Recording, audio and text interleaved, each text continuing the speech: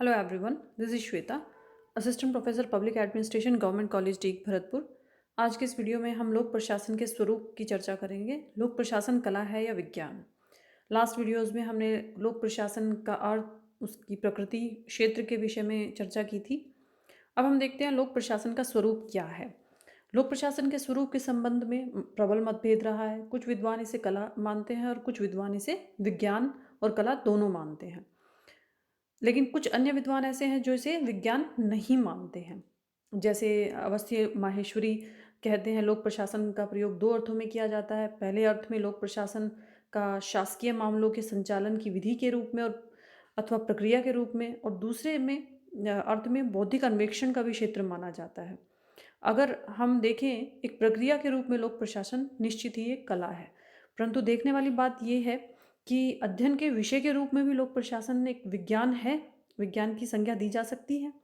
तो लोक प्रशासन एक कला है या विज्ञान है, ये जानने के लिए कला को जानना आवश्यक है कि कला क्या है, कला से क्या अभिप्राय है। हम देखते हैं एक मशहूर विद्वान ग्लेडन, उन्होंने कला की क्या परिभाषा दी। कला में ज्ञान की आवश्यकता होती है, किंतु यह सिद्धांत की अपेक्षा अभ्यास पर बल देती है, और कलाकार के लिए उस शास्त्र का विद्वान होने की अपेक्षा उस कार्य को करने में कुशल होना चाहिए। अब हम इस स्टेटमेंट को तोड़कर देखते हैं अलग अलग कि इसका अर्थ क्या है। यानी कला में ज्ञान की आवश्यकता है, लेकिन ये सिद्धांत के बजाय अभ्यास पर बल देती है, यानी ये प्रैक्टिस पर बल देती है। प्रैक्टिस के साथ ही हम किसी कला को सीख सकते हैं। आप कला में सोचें, डांसिंग, संगीत, किसी भी तरह की कला है, उस कला को सीखने के लिए हमें प्रैक्टिस करना ज़रूरी है। यानी प्रशिक्षण ज़रूरी होता है, अभ्यास ज़रूरी होता है, तभी प्रवीणता को पाया जा सकता है। यानी उसमें हम एफिशिएंट तभी हो सकते हैं जब हम उसका अभ्यास करें। तो कला में अभ्यास ज़रूरी है।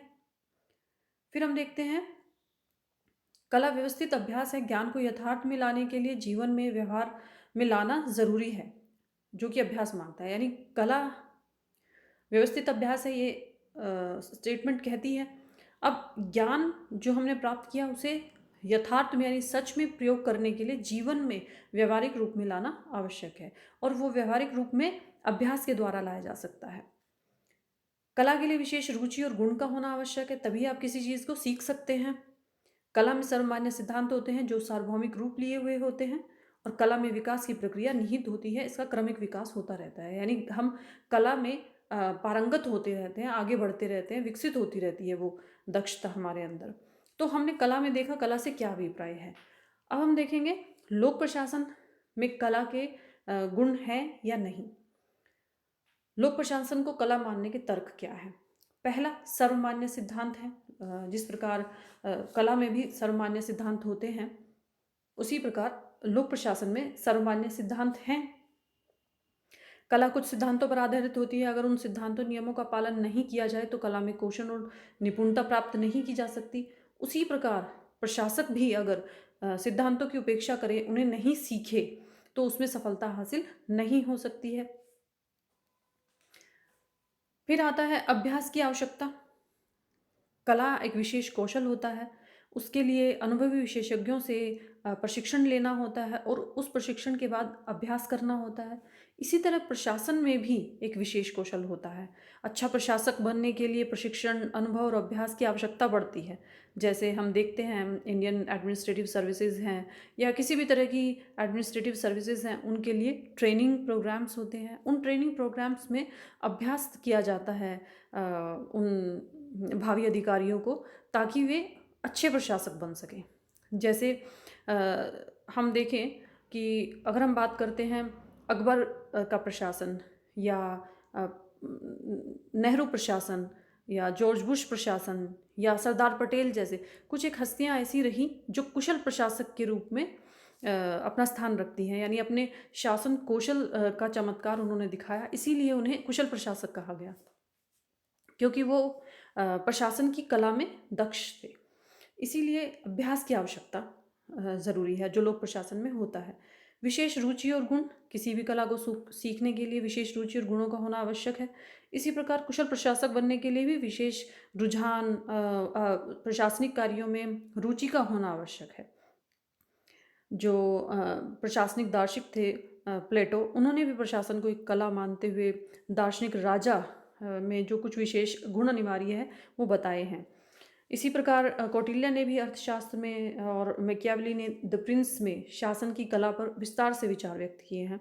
तो हम मान सकते हैं कि विशेष रुचि और गुण आवश्यक हैं कला के लिए भी और लोक प्रशासन के लिए भी। विकास की सतत प्रक्रिया, कला में विकास की सतत प्रक्रिया होती है।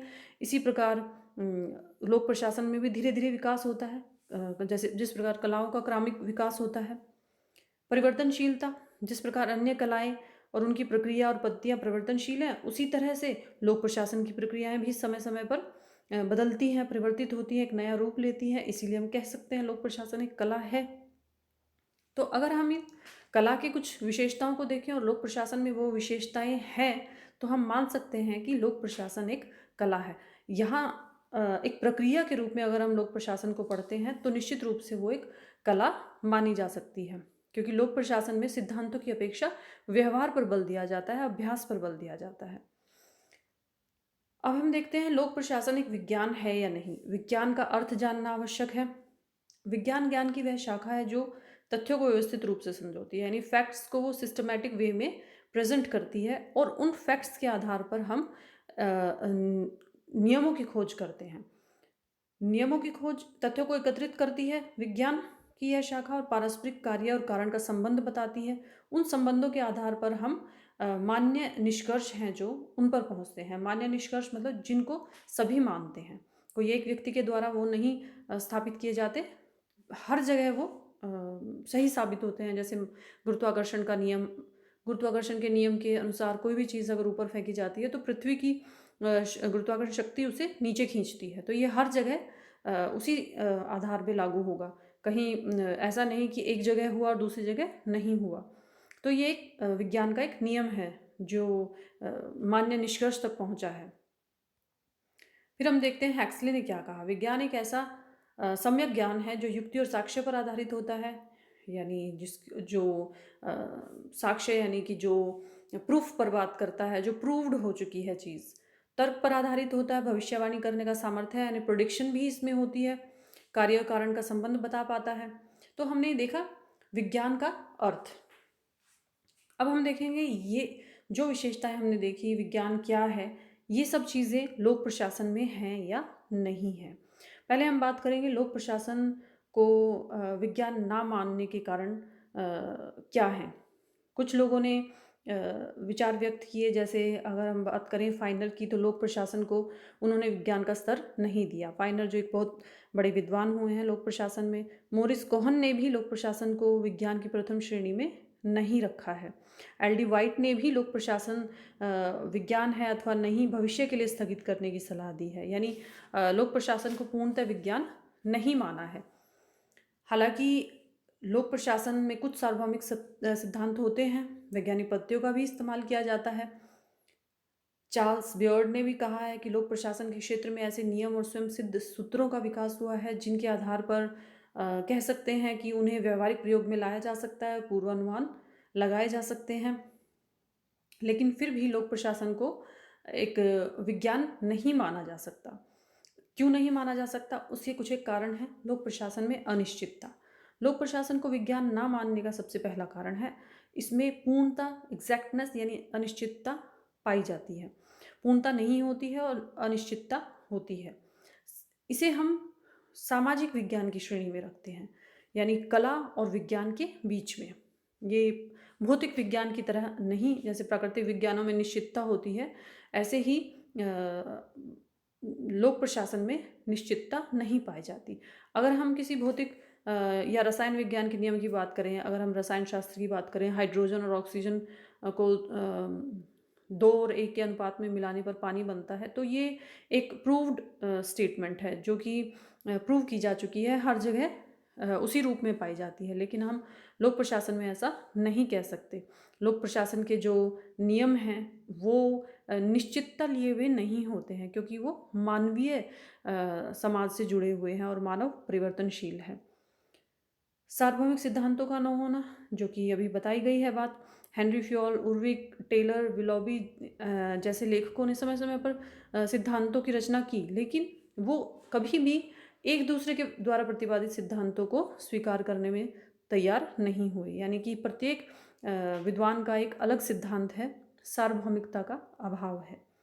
आदर्शात्मकता पाई जाती है।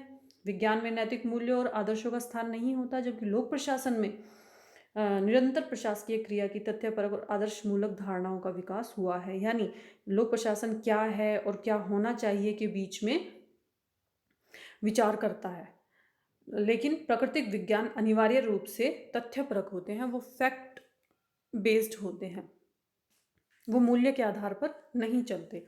लेकिन लोक प्रशासन मूल्य यानी वैल्यूज के आधार पर चलता है। मानव जीवन से संबंधित है लोक प्रशासन, तो हम इसे पूर्ण प्राकृतिक या भौतिक विज्ञान नहीं मान सकते, इसे हम सामाजिक विज्ञान मान सकते हैं, क्योंकि ये समाज से जुड़ा हुआ है। तो इस आधार पर हम मानते हैं लोक प्रशासन निश्चित रूप से कला है, लेकिन पूर्णतः विज्ञान नहीं है। तो आज के लिए इस वीडियो में इतना ही। Thank you.